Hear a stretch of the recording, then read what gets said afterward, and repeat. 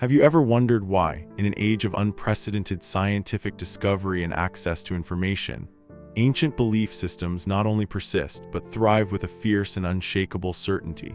How can billions of people, intelligent and kind and perfectly rational in other areas of their lives, hold beliefs that defy all evidence, logic, and even their own moral compass at times? The answer I propose is not as simple as faith. Faith is often the end result, the polished label we put on a much more complex and deliberate process.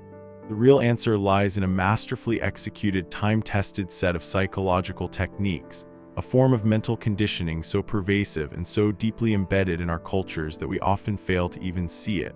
Brainwashing. Now that's a loaded term, isn't it? It conjures images of shadowy government programs or secluded cult compounds. But at its core, brainwashing is simply the systematic application of social and psychological pressures to alter a person's beliefs and affiliations.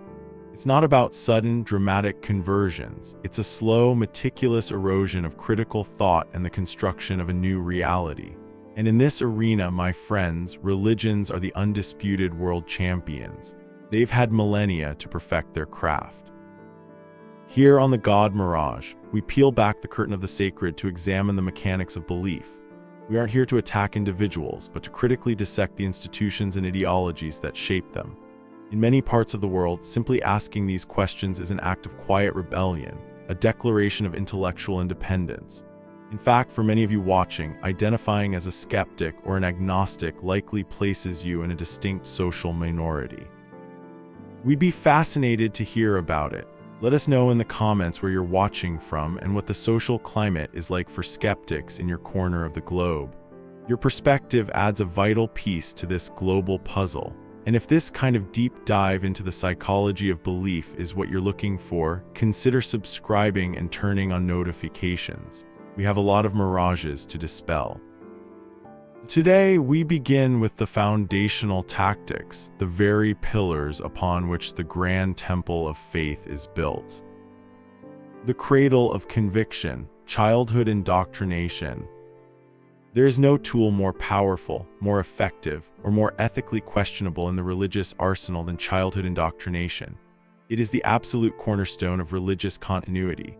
No belief system, no matter how compelling or comforting, could survive on adult conversions alone. The conversion rate of adults to any given religion is statistically minuscule. The real work is done long before the capacity for rational analysis has even begun to bloom. The mind of a child is not a fortress, it is a sponge.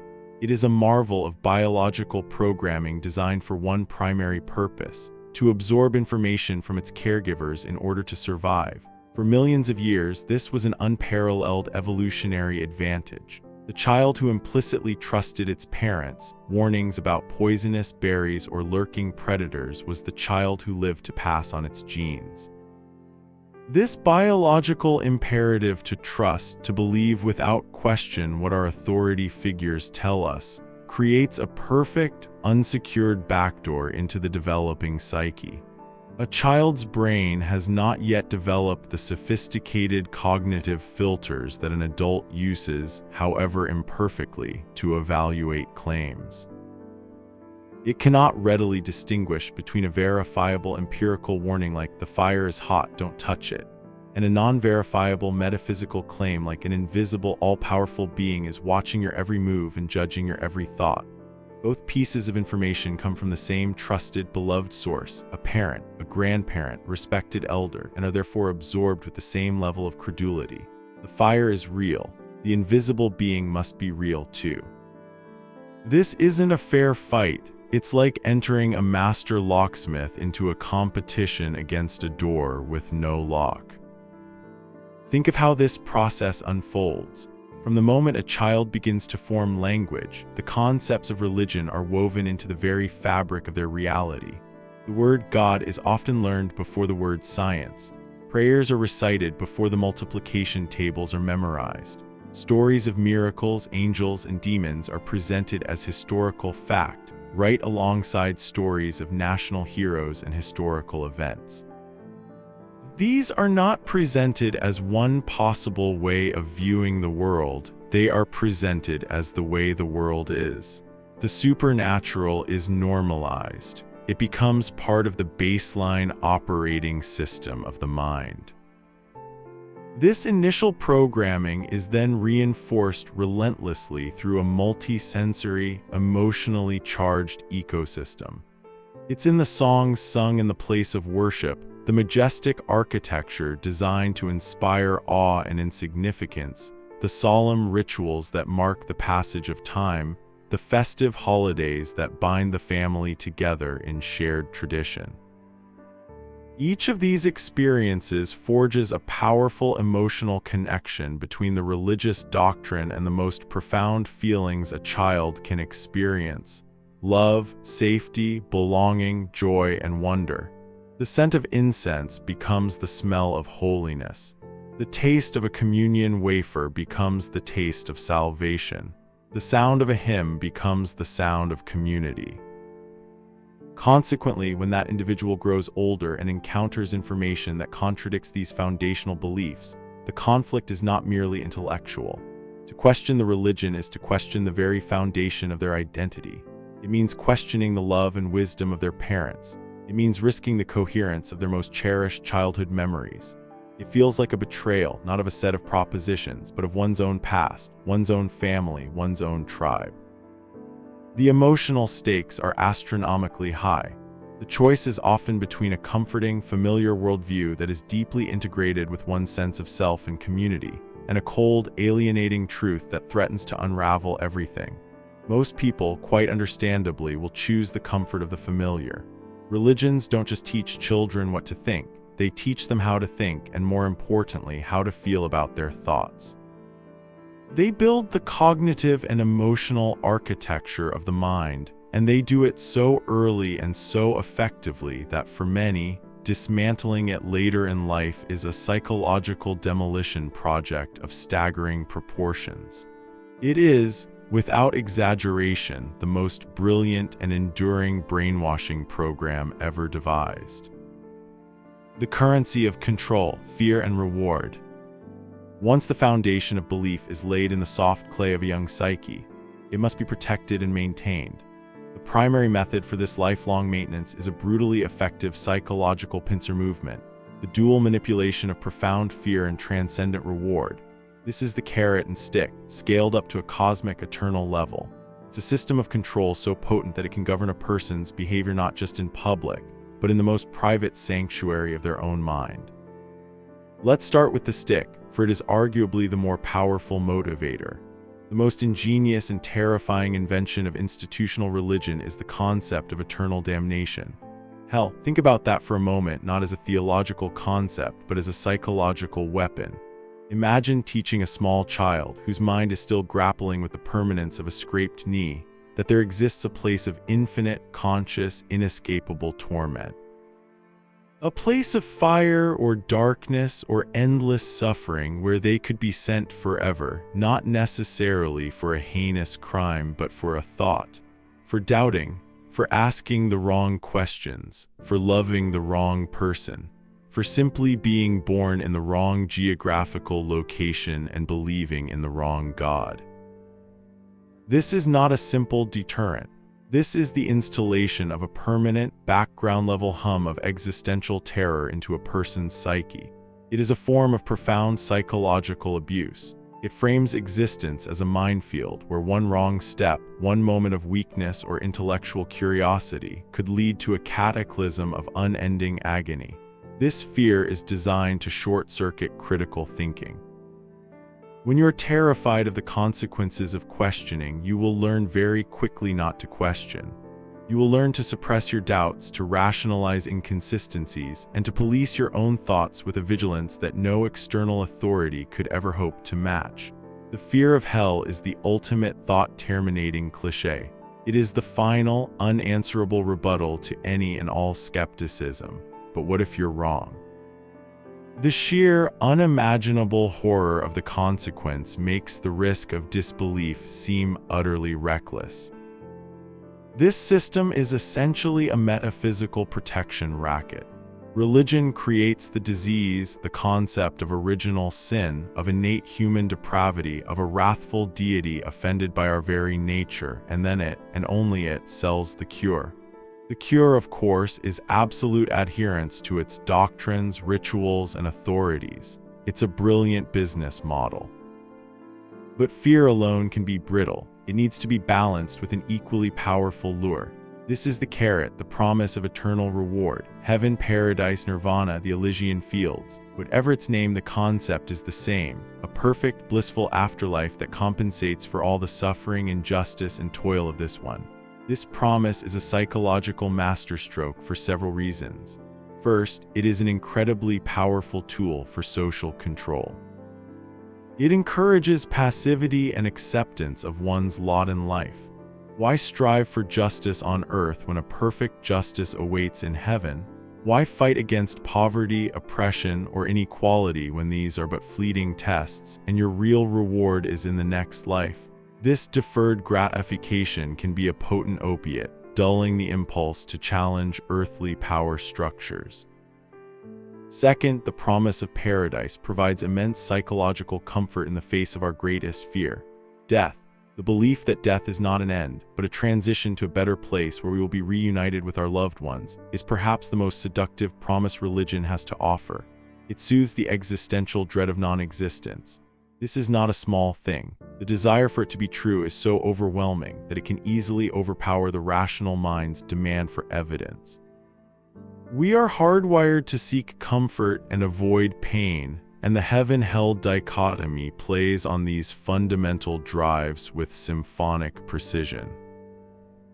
Beyond these ultimate poles of terror and bliss, there are more immediate terrestrial fears and rewards. The fear of social ostracism, of being shunned by your family and community for apostasy. The fear of divine punishment in this life, sickness, misfortune, failure, interpreted as a sign of God's displeasure.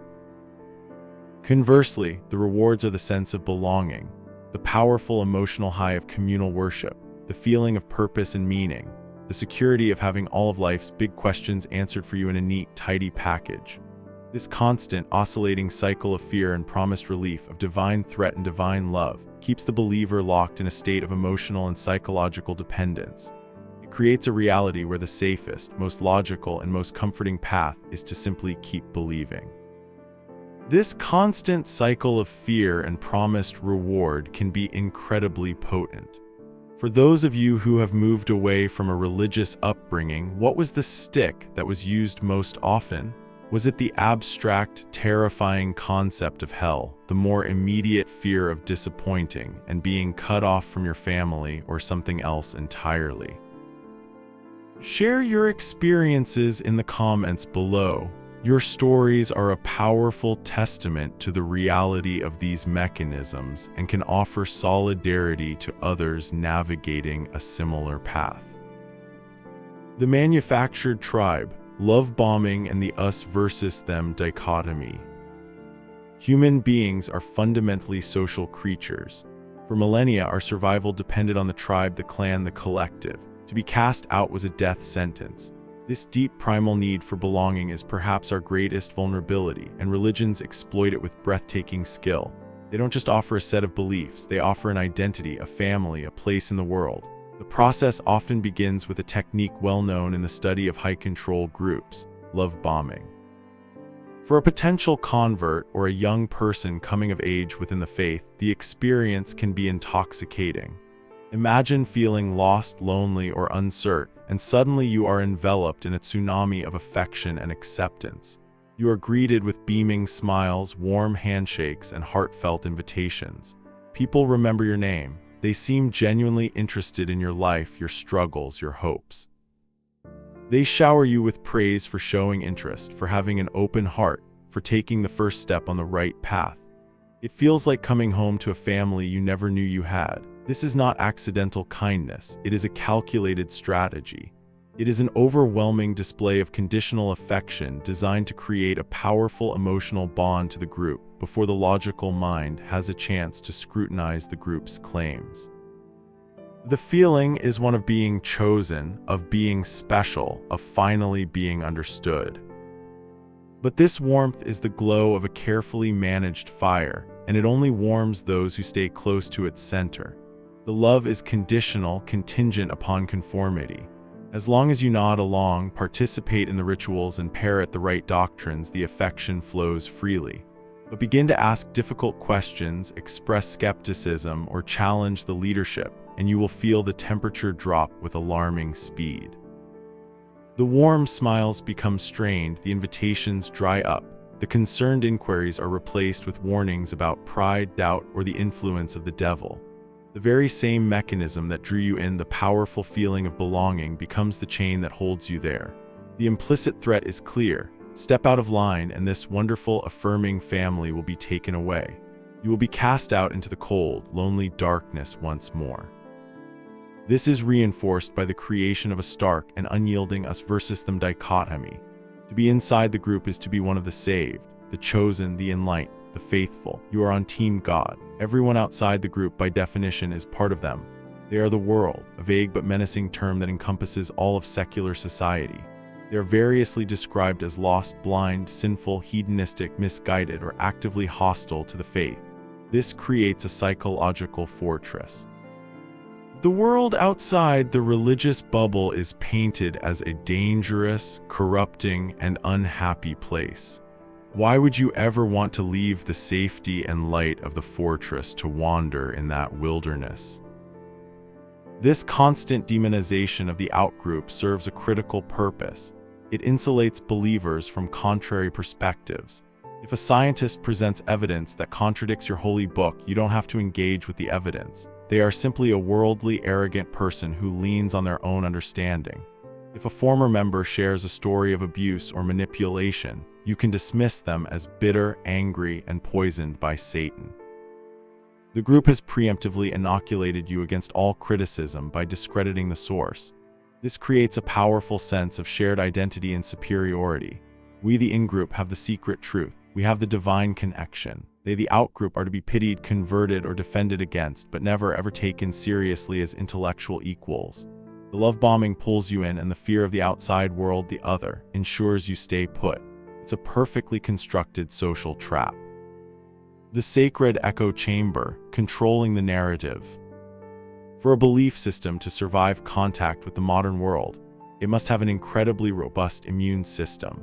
It must be able to identify and neutralize foreign information that threatens its core tenets. Religions achieve this by constructing a meticulously curated and fiercely defended echo chamber, a closed informational loop where the only voices permitted are those that affirm the dogma. This is not about winning the argument. It is about preventing the argument from ever taking place.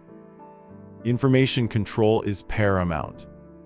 This control operates on multiple levels, from the overt to the insidious. Overtly, many religious groups explicitly forbid or strongly discourage the consumption of information from unapproved sources. This can include scientific literature, particularly in fields like evolutionary biology, cosmology, or neuroscience, which offer naturalistic explanations for phenomena once attributed to the divine. It can include the works of philosophers who question the logical foundations of faith, or the writings of other religions, which are often dismissed as demonic deceptions. Most importantly, it almost always includes the testimonies of apostates.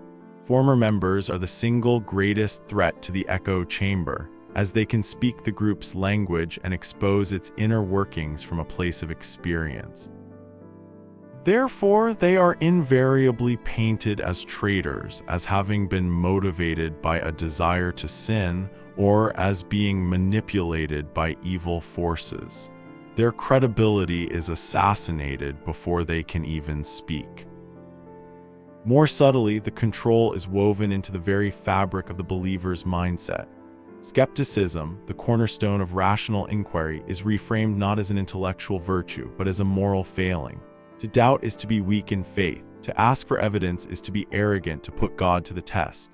Intellectual curiosity that strays outside the approved boundaries is portrayed as a dangerous temptation, a spiritual pride that leads to ruin. The believer is taught that the human mind is fallible and easily deceived, while the holy texts and the religious authorities are divinely inspired and inerrant. This creates a bizarre reversal of intellectual responsibility. The sensible position, trusting evidence and being skeptical of extraordinary claims, is made to feel reckless, while the credulous position, accepting ancient texts without evidence, is lauded as virtuous humility.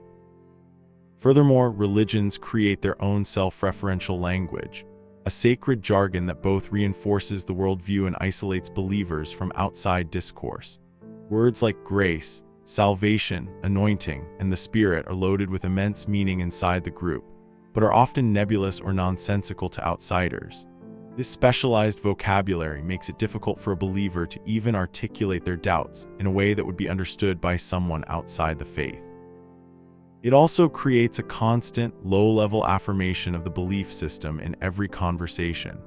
You cannot talk about your life, your feelings, or your future without using the language of the faith, thereby reinforcing its reality. This linguistic bubble is a powerful tool. It ensures that every question is framed in a way that presupposes the truth of the system, and every answer is sought from within the system itself. Any information from the outside must be translated through the filter of this sacred language, a process that strips it of its original context and power. The echo chamber is not just a collection of approved books and sermons. It is a way of thinking, a way of speaking, and ultimately a way of being that is designed to make the world outside its walls seem foreign, threatening, and irrelevant. The dissolution of the self, demanding surrender. We have arrived at the deepest and most profound layer of psychological control, the final goal of any truly effective indoctrination system, the dismantling of personal autonomy. It is not enough to control what a person reads or who they talk to. It is not enough to control them with fear and reward. The ultimate victory is to convince the individual to willingly surrender their own judgment, their own intuition, and their own conscience to the authority of the group. It is the act of psychological self-immolation, framed as the highest form of piety. This process begins with a foundational assault on the self. Many of the world's most successful religions are built upon the doctrine of human inadequacy. Concepts like original sin or inherent human depravity teach the believer from a young age that they are fundamentally broken, flawed, and corrupt. Your natural instincts are sinful. Your own reasoning is unreliable and tainted by pride. Your desires are suspect. Your very nature is an offense to the divine. This is a devastating psychological blow. It systematically undermines a person's confidence in their own mind and their own moral compass. It instills a deep-seated sense of guilt and unworthiness for which, conveniently, the religion is the only cure.